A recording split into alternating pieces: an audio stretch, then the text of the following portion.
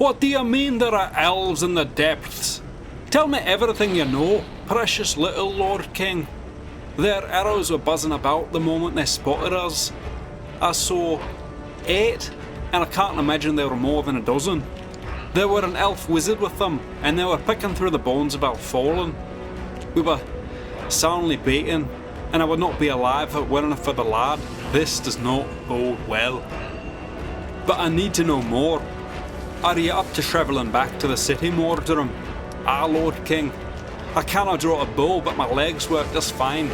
Better down there than lingering up here, if you follow me. Dolmir and the lad have some skill in the healing arts. They'll have me ready to settle with that pointy-eared prick with a sword in no time. Ha, good. Then get down there and tell Dolmir he's got new orders. Find the elves. Find out what they're doing. They're clearly up to no good, so if you're gonna pause them, do so. Ah, Lord King, I'll see it done. Mordrum, if things go badly, he's to pull back. You're to pull back. I need living dwarves and information more than I need dead dwarves and revenge. Understood? Ah, Lord, understood. Good. Carry on, Mordrum. What is it with the elves, their schemes, and these mountains? I shall be using my share to commission a spider silk harp from the luthier Glamrenor, a master craftsman. It's sure to be exquisite. What of you, Harthen? What of your share? Oh, greasing palms, I imagine. I'm more interested in the renown. It's much more likely to open the doors I want. The more honourable way of bolstering one's status, to be sure. Ha! I'm afraid I will need every advantage I can garner. Did you know that there has been no change to the membership of the outer circles of Magi for almost 300 years? And none in the inner triumvirate for over 1,000. Really? That bad? Most hierarchies shift around at least once a century or so. Indeed. However, word has filtered down that one of the senior members, perhaps even one of the triarchy themselves, is at last bored enough to move on, which means that a seat will open in the outer circle. A fresh victory and some coin, and that seat will surely be mine. But first, we need to find a proper way to navigate this twisted tomb. Perhaps the remains of some authority will have an outline of this place? They're headed for the old foreman's quarters. Axes out, lads! Let's thwart the buggers!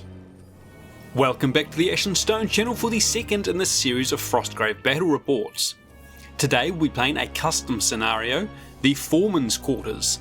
The central treasure is placed as normal, but the others can only be found by smashing down the 4 sturdy doors of the dwarven abodes. Beware though, the noise created is sure to attract attention. Our dwarven warband had a rough time last game and suffered quite a number of casualties. They did manage to scrape together enough experience for Dolmir and Torrig to level up however, and they have improved their grenade spell. Using the 50 gold coins they recovered last time, they hire a new infantry dwarf, Turvak, and with the promise of loot to come, the sneak, Thalvir, and the thugs, Frembur and Gromu. The elves fared much better and gained 2 levels. They learned the spell Telekinesis from the grimoire they found in the last game, and improved their enchant weapon spell. Using 125 gold coins, they have convinced the Templar or Thorian to leave the comfort of their hidden camp to plumb the depths in place of the badly wounded warhound, Nare. Rolling forward tableside, the dwarves will deploy on the right this time, with the elves on the left. Before the game, Dolmir successfully casts Animate Construct, replacing the thug Frembur with the medium construct. Torrig fails his role, and both Harthen and Nastriel fail to cast Familiar. Taking the initiative, Crake dashes forward, hurtling over the barricade to take up position beneath the archway. They're around here somewhere. Archivist Dolmir shuffles out after him and calls a gathering of crows to shield himself from harm. Mahith here, douche. But the magic, especially fickle here in the depths, thins and twists from his grasp. Oh, bother! Turvac and the medium construct move up on Dolmir's flank. Harthen Moonsworn turns to Girithon and intones words of power, seeking to temporarily enchant his longsword. Incantare! The magic Telim. begins to slip from his fingers, but drawing upon his staff of power, he maintains control. Nevertheless, the magic sears through his mind, leaving him breathless and seeing spots. But he successfully casts the spell. A soft glow settles on the longsword, and vision still swimming, Harthen makes a move behind cover. Danae quietly dashes forward, vaulting over the barricade blocking the courtyard, moving inside and ducking behind a pile of rubble. Turning back, he whispers harshly, "More badgers!" Habador rushes up to take cover behind the barricade, drawing an arrow from his quiver as he goes. I see them. And Girithon moves up behind him, ducking low. Kirin, guide your arrow. Torrig creeps over behind a group of stalagmites and, peering through their trunks, spots something shiny on the floor of the courtyard. This worked well last time. Flipping through his spellbook, he casts a telekinesis spell, drawing the object toward himself. I've got it. Thalvir the Sneak dashes forward as he spots the glinting movement across the passage ahead. Amram and Ingod rush up in front of Torrig, ready to support a move into the courtyard. Just give us the word, Torrig. Nastriel actually attempts to cast the beauty spell this time, her natural charms seemingly ineffective against dwarves. Dwarves have no appreciation for true beauty. The weave refuses to comply, however, and the backlash sparks behind her eyes. Blinking away the pain, she moves up between the red and white buildings. Orthorian and Tethian move up past her, ducking down behind the barricade across the courtyard. Worry not, fair lady. I shall be nearby. Gaderian moves up to Nastriel's side, guarding her from unexpected threats. And if your shining knight should fail, I'll be here as well. Druki creeps over behind Torrig, also taking cover behind the stalagmites. Gromu mirrors Druki, taking up position beside the wizard Dolmir. Are those skeletons? Or what have I got myself into? Thindea the rogue moves up to guard Harthen, and Edenor the apothecary keeps his options open, moving to support Harthen and his team, but remaining hidden at the back. Turn 1, unsurprisingly, has seen both forces converging on the courtyard, pouring in from all sides. With the initiative switching to the elves, Habador looses an arrow at Thalvir, but with Danae moving along the arrow's flight, Habador spoils his shot and sends the arrow to clatter off a stone column. Ah, curse my kind-hearted benevolence. Girithon dashes forward, springing up to vault the balustrade of the Yellow House. Parkour. And shifts across to the door. Harthen glides around the rubble in front of him, grasping strands of the weave and successfully casting Wizard's Eye on the tall red building, giving himself view of the entire courtyard, while remaining hidden himself. What do I see? Thindea navigates the barricade and makes a move towards the door of the white building. We shall deal with these dwarves swiftly. Seeing elves pour into the courtyard, Crake calls out, There they are! and ducks to the side, Bloody loads of the buggers! taking shelter beside the red staircase to assess his options. Alerted by Crake's call, Dolmir snatches up a brittle orc femur and shuffles to the other side of the archway behind the barricade. Peeking over the top, he spies the elves flooding through the gap on the other side of the courtyard, and with a dexterous twiddle of his fingers, enchants the bone to explode on impact. Arzadu Aban! With a hearty hurl, he sends the long bone in a high arc through the archway, Granata! spinning across the courtyard to detonate just before the barricade on the other side. Danae and Thindea are protected from the bulk of the blast by their thick coats, but Habador is thrown from his feet to crash heavily onto the detritus behind him. His helmet emits a deafening clang as his head strikes the edge of the rocky rubble, leaving him stunned, but still breathing, on the cold stone floor. Turvac and the Construct follow up on Dolmir's assault, Turvac rushing towards the blue house, and the Construct moving up ahead of Crake. My axe'll have us inside in a jiffy. Tithian releases an arrow across the courtyard at the sneak Thalvir, but by ducking low, the arrow sails past him. Whoa, bloomin' heck. Nestriel gathers the weave to enchant Orthorian's longsword, Incantare but the magic Tila. evaporates before she can make use of it. This really is not my day. She stays put in the relative safety of the passageway. Orthorian sprints forward, leaping the barricade and launching up the stairs 3 at a time, ready to break through the red building's door. Gadarian moves up to the base of the stairs to cover Orthorian's retreat once he has whatever can be found inside. Quickly now, Orthorian. The lady is currently without an escort. As he ducks low to avoid the passing arrows, Thalvir gets a good look at the treasure Torag dragged across the courtyard. Oh, it's just a bit of shiny cock. Apparently you can't actually telekinesize the central treasure until it's been picked up, so we'll just put that back and pretend it never happened. It helps when you read the spells. Realising his mistake, and noting the blast in the distance from Dolmir's grenade, Torag ducks across to get eyes on the gathering of elves. Scooping a pebble and referencing his spellbook, he follows his master's example and enchants it to explode. Arzadu, a bomb. Flicking it underarm, he sends it across the courtyard to burst on the floor between Danaea and Thendaia.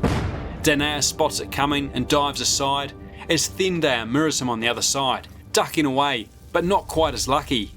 Thendaia is struck by a chunk of broken stone in the thigh and left wincing and limping, a huge bruise beginning to form. Amram and Ingod rush into the courtyard, Ingod making for the central treasure, and Amram takes cover behind the yellow house, debating whether he can scramble up the balustrade. It's probably easier to just go around. Druki continues to hang back, keeping close to Torag and providing the apprentice with support if needed.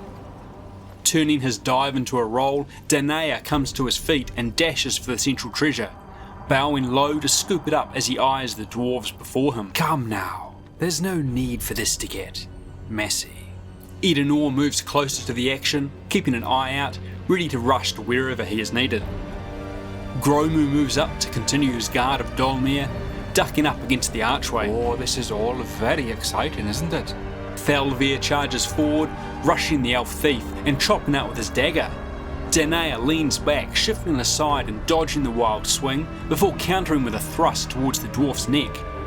This isn't Thalvir's first knife bite, however, and ready for the strike, he reaches out with his left hand and catches the elf's wrist, his bulky frame halting the thrust cold. Attempting to pull free, Danaea finds himself held fast, and Thalvir slashes out with his knife again, the broad blade slicing down the elf's forearm. Crying out in agony, the dagger drops from Danaea's hand, and with a strength brought on by pain, he manages to wrench himself from the dwarf's grip. Staggering back, his good hand clasps to his fiercely bleeding arm, he turns and dashes from the courtyard into the darkness. Ah, and don't come back here. Turn 2 has seen first blood go to the dwarves, knocking 2 of the elves from the fight, as both sides make for the building entrances, the longer legs of the elves giving them the advantage there. Dolmir shuffles around the barricade and through the archway into the courtyard. Peering over the rubble ahead of him, he spots the glint of the central treasure at Thalvir's feet. A quick utterance and the strum on the strands, and the treasure shifts, floating up and back past Dolmir to land at Crake's feet under the effects of a telekinesis spell. Be a good lad and take that back for me. Gromu continues to observe, guarding Dolmir's back and the exit path for the treasure. Harthen watches as Orthorian mounts the staircase of the red building, and to aid him in breaking through the door, casts enchant weapon on his longsword. The weave fights him the whole way, and he's required to force it to comply, the magic searing his insides. With a gasp, he leans heavily on the wall beside him, sweat forming on his brow as a soft glow settles on Orthorian's sword. Torag shifts sideways to peer along the front of the yellow building and spots Girithon readying to break through the door. Consulting his spellbook, he unleashes a mighty gust of arcane energy, blasting the infantry elf into the air and throwing him back. Girithon is sent tumbling as his feet are knocked out from beneath him by the balustrade, and he bounces off the side of the column, propelled across the entryway. With peerless grace, he rights himself, and landing with feet beneath him once more, slides the final 6 feet across the stone floor, coming to rest just before the column behind him. Oh, that could have been much worse. Nastriel chants words of power to enhance Tithian's bow. Incantare! But perhaps Tiva. not quite fully recovered from her last encounter with the dwarves, her concentration is lacking and the weave repels her, the backlash tearing through her head as she cries out in pain. Vision swimming, she staggers forward to duck down behind the barrels next to the white building. Tithian, the stalagmites ahead blocking much of his vision, looses his arrow towards Amram in the distance. Having learned a painful lesson from the last arrow set in his direction, Amram is keeping a keen eye out and ducks down close to the stonework ahead of him, causing the arrow to flash by harmlessly. Not this time, you pointy-eared twig tosser. Pushing himself back upright, Amram tosses his axe over the balustrade ahead and jumps up, chest landing on the stone railing and legs kicking the air behind him. With a shuffle and a wiggle, he rolls and slides over the railing, landing on hands and knees to grasp his axe again. Not my most graceful moment. Rising to his feet, he dashes towards the sturdy door ahead of him, striking out with his axe. It bites, chips of ancient timber flying, but the door holds, built to last the ages. Turvak dashes up the stairs of the blue house and, setting his feet, unleashes a devastating two-handed chop. With an almighty crash, the axe blows through the timbers next to the lock, and with a bit of boot for good measure, the door is slammed open, the treasure inside revealed. Too tough for you, Amram. Next time, trial il muscle. All this banging and crashing starts to draw attention, however, and from the dwarf side of the table, two giant rats come to investigate the cacophony. Don't mind if I do. Crake plucks up the treasure at his feet and, weighed down, begins to make his way back to camp. Oh, this one's heavy. The medium construct lurches forward, stones grinding to punch out at Gadarian. Ducking aside, he slices out with a sword, sparks flying as the fine edge is ruined by the stone body of the construct. Ah, well, that is irritating. Ingod sprints at Thendair, bellowing loudly as Thalvir approaches a little more subtly. Hoping Ingod has the elf's attention, he chops out with his knife, but well aware of his approach, Thendair redirects the strike, wincing as he puts weight on his bruised leg before cracking Thalvir in the face with his crossguard. Momentarily stunned, Thalvir stumbles back, blood running freely from a split brow, and swearing loudly. Cock! Hearing chittering and the scrabbling of clawed paws on the stone behind them, Druki moves rearward to protect Torrig and hold back the giant rats. Deep rats. My favourite. Girathon dashes forward, moving back towards the yellow building, filled with a sense of deja vu. Do you know that trick, Harfin? A nasty ploy.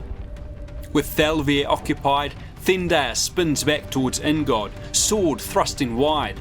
But spotting Ingod's own descending chop, Thendair's thrust becomes a parry and he knocks the dwarf's blade aside. With both weapons out of line, the elf drives his knee upwards, slamming into the thug's chin and snapping his head back. Ingod hits the ground with a thump, sword and lantern clattering aside, out cold, while Thendair takes a moment to gather himself, his abused leg protesting at all this action. Gadarian leaps back at the construct, point prime to thrust at the bindings between stones, but earthen arms sweep the stabbing blade aside and clip the elf in the guts, causing Gadarian to stagger back, winded. He gets no reprieve though, as the construct continues their clash. Ducking low, Orthorian drives his shoulder into the red building's door, his heavily armoured form splintering rotting timbers and rusty hinges to reveal the treasure within. Reaching down, he gathers it up and prepares to retreat. Perhaps this is what we're after. The splintering door has attracted yet more attention, and an enormous troll lumbers onto the field, jaws salivating at the thought of a juicy meal. The giant rats immediately spot Druki's movement and race in his direction, ready for some fresh fare. Sniffing deeply, the troll begins to lumber to his left, a scent in that direction capturing his attention. Trudging around the back of the red building, it spots Nastriel and Tithian, and bellowing hungrily, starts in their direction. What was that noise? Nothing good, I can assure you. Turn 3 has seen the dwarfs sneak the central treasure away. 2 of the doors have been broken down to reveal the goods within. and the dwarf thug Ingod has been knocked from the fight. The addition of 2 giant rats and a troll are sure to complicate matters. Noting Girithon's dash, Harthen gazes through his wizard's eye and spots Amram hacking at the door of the yellow house. A quick twist of the weave and he sends an infuriating feather at the infantry dwarf. Brushing across his eyes and jabbing at exposed flesh, the furious quill quickly distracts the dwarf's attention. Swiftly sprinting forward, Girithon leaps the balustrade again, long sword sweeping upwards towards Amram as he lands. Distracted by the pestering plume, Amram notes the elf's approach only at the last moment and barely parries his strike with the haft of his axe.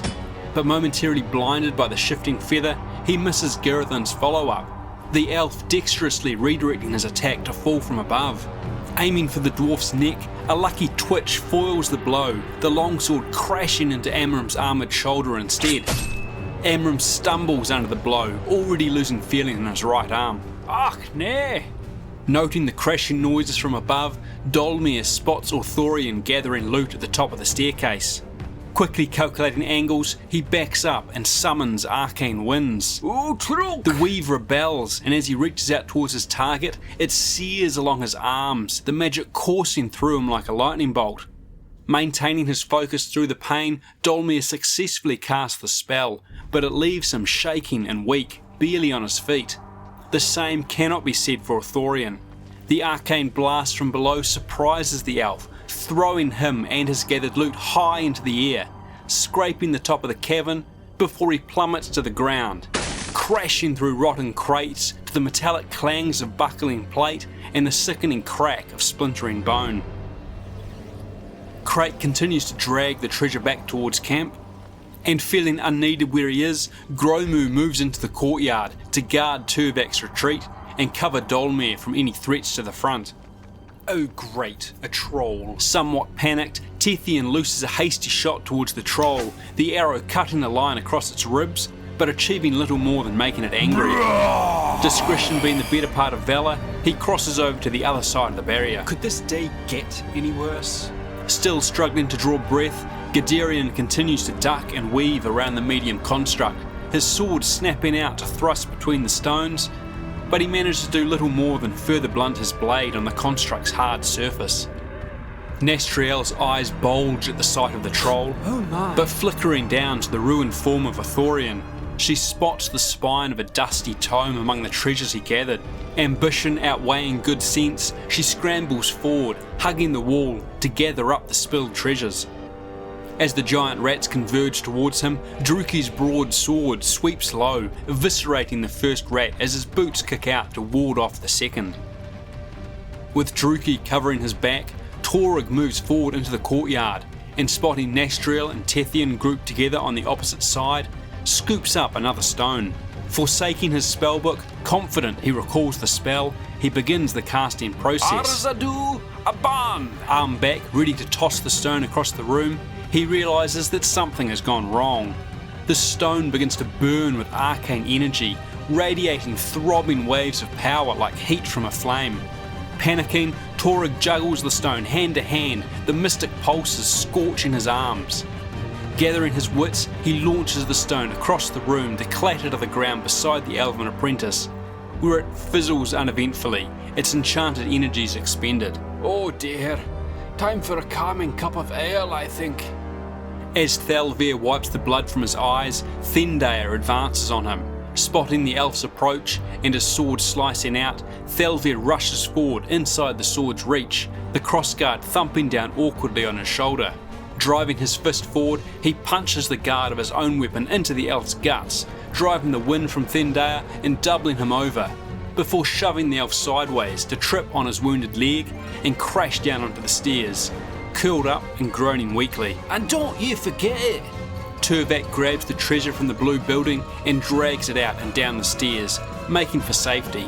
Here's a bit of something they'll not get their grubby hands on. With a final disregarding look, Thalvir leaves the prostrate form of Thendair and rushes to aid Amram. Leaping up the balustrade behind Girithon, he plans to strike the elf from behind, though Girithon has learned of the less than honourable tactics of the dwarf sneaks and throwing a warding cut out at Amram, turns and lets fly with a high kick towards Thalver. Dodging aside and still woozy from the earlier knock to the head, Thalver slips on the narrow rail and, unbalanced, falls backwards, crashing to the unyielding floor where he lies wheezing, stunned by the impact. Ducking back from Garethon's cut, his right arm numb, Amram snatches out of the feather obscuring his vision, but the elusive quill slips out of his grasp and continues to flick and poke towards his face. With half an eye on the elf and half on the damned feather, Amram shakes his right arm vigorously, trying to restore feeling before Garethon strikes again.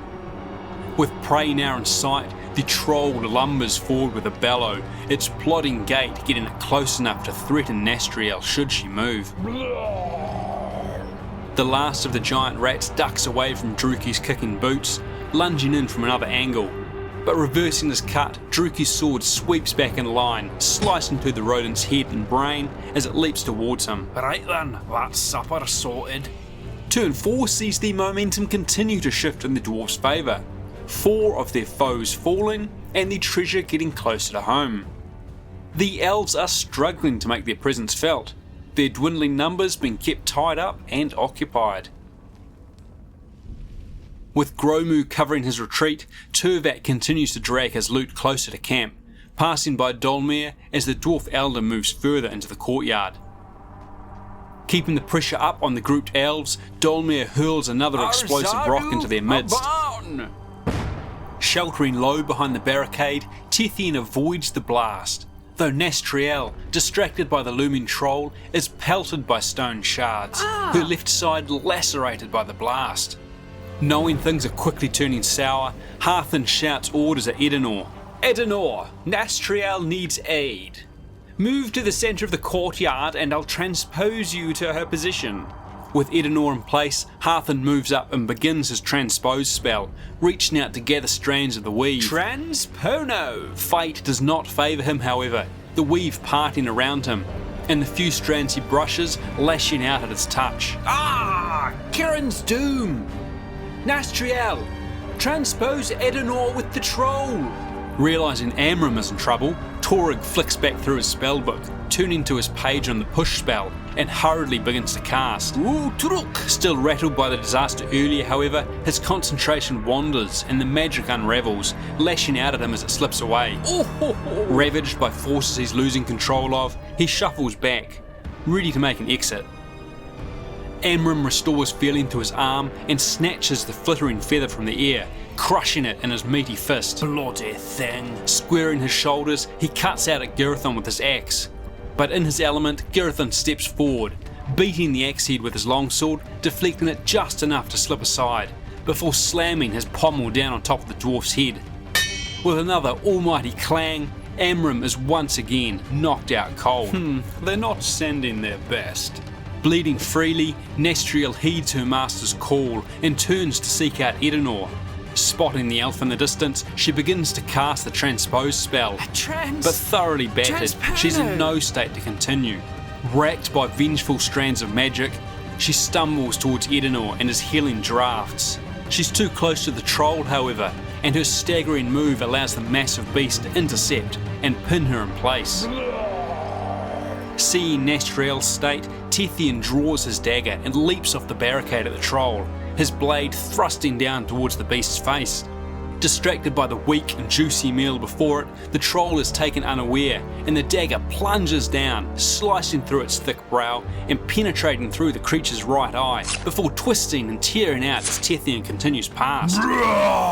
Bellowing in pain and rage, the troll staggers back, lashing out blindly, and Tithian ducks away, looking for another opportunity to strike. Surely you jest. As gallant as that was, I'd never want to do it again. Crake continues to haul his prize to safety, alert to further threats along his path. The rear clear, Druki walks up around Torrig to guard from any threats ahead. You alright, lad? You're looking a little pale. Gromu follows Turbak's withdrawal, clambering up onto a pile of rubble to cover Dolmir and the infantry dwarf's retreat. Oh, well, I'm helping. With things falling apart on the elven side of the courtyard, Dolmir instructs the medium construct to keep them busy, and it occupies Guderian. its presence threat enough to hold the elf rogue in place. Oh, would you just go away already? Girathon moves forward to break into the yellow building. In combat, he leans heavily on his blade skill and less so his strength, and it shows when he slams his shoulder into the door and immediately bounces back off, the wood and steel unyielding. Where has that dwarf's tool gone? Guderian, frustrated at the construct, lunges forward again, trying to drive it back so he can break away.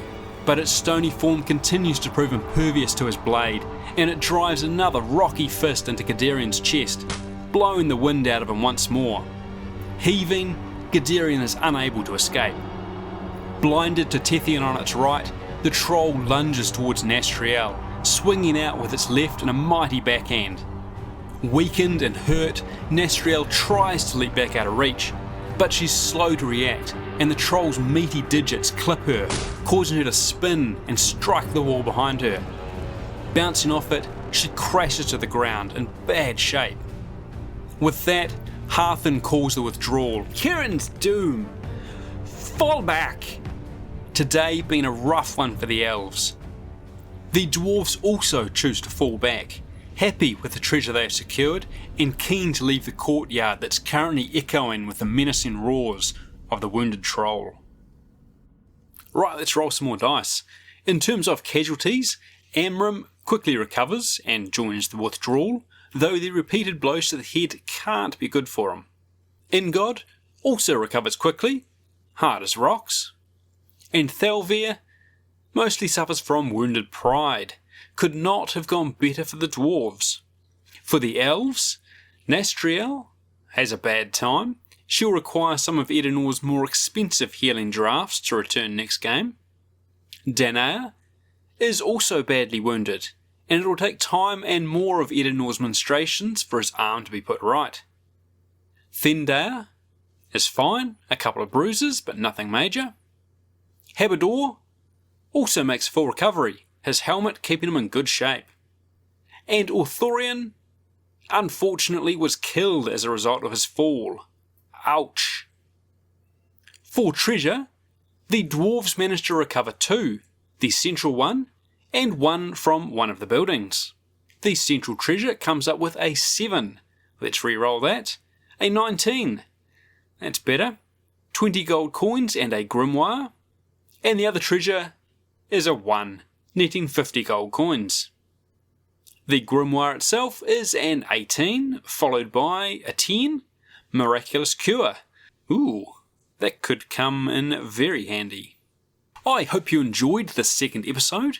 The dwarves definitely came out on top this time, the elves unfortunately simply failing to perform. Thanks very much for watching, and a huge thank you to those supporting the show on Patreon. It's much appreciated. Right, we'll see you all next time. Cheers.